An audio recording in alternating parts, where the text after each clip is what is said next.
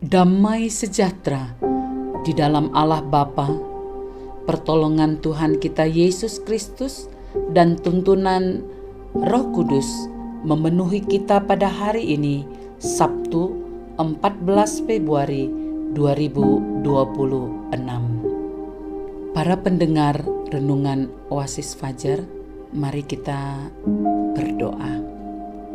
Bapa di sorga, kami datang kepadamu. Kami menaikkan syukur dan terima kasih untuk hari yang Tuhan berikan bagi kami, yang kami tahu kasih-Mu melimpah atas kami. Berikan kekuatan kepada kami ketika kami berhadapan dengan keadaan-keadaan sulit. Tuhan, tolonglah kami. Ajarlah kami melalui firman-Mu. Demi nama Yesus Kristus kami berdoa. Amin.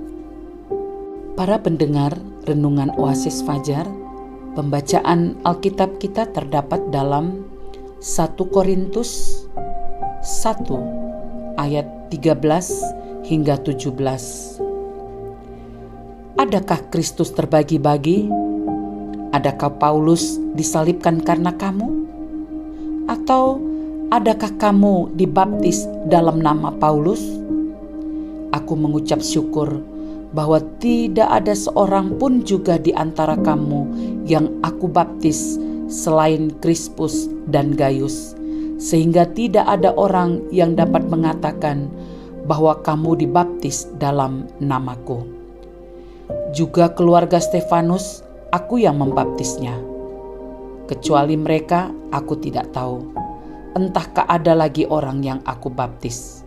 Sebab Kristus mengutus aku bukan untuk membaptis, tetapi untuk memberitakan Injil, dan itu pun bukan dengan hikmat perkataan, supaya salib Kristus jangan menjadi sia-sia. Kekuatan di tengah pencobaan. Dari ayat 13 sebagai ayat penekanan, adakah Kristus terbagi-bagi? Adakah Paulus disalibkan karena kamu? Atau adakah kamu dibaptis dalam nama Paulus? Saudaraku, hidup ini tidaklah lepas dari tantangan dan pencobaan.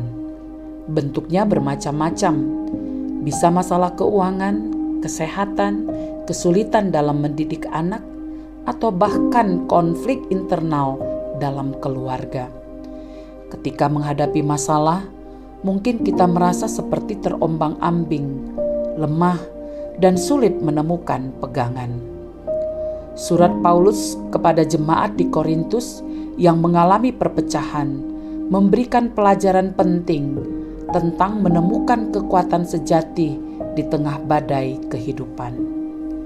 Mereka yang mengelompokkan diri berdasarkan pemimpin rohani yang mereka kagumi. Aku dari golongan Paulus, aku dari golongan Apolos, dan seterusnya.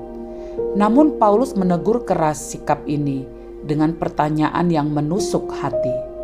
Adakah Kristus terbagi-bagi? Pesan utama dari ayat ini bagi kita orang Kristen sangat relevan.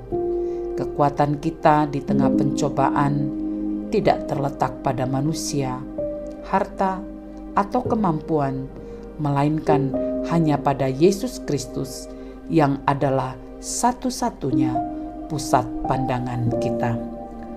Saat pencobaan datang, kita lebih cenderung mencari solusi instan dari berbagai sumber, termasuk mengandalkan kekuatan sendiri ataupun orang lain.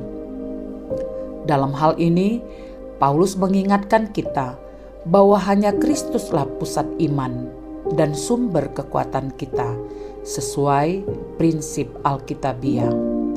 Perpecahan di Korintus menunjukkan bahayanya jika kita mengalihkan fokus dari Kristus kepada yang lain, sebab salib Kristus adalah sumber kekuatan.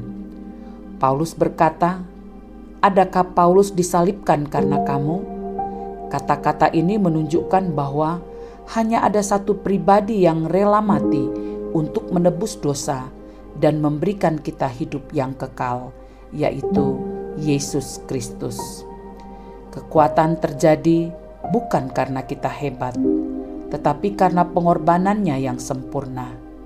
Di kayu salib, itulah kasih dan kuasa Allah nyata sepenuhnya.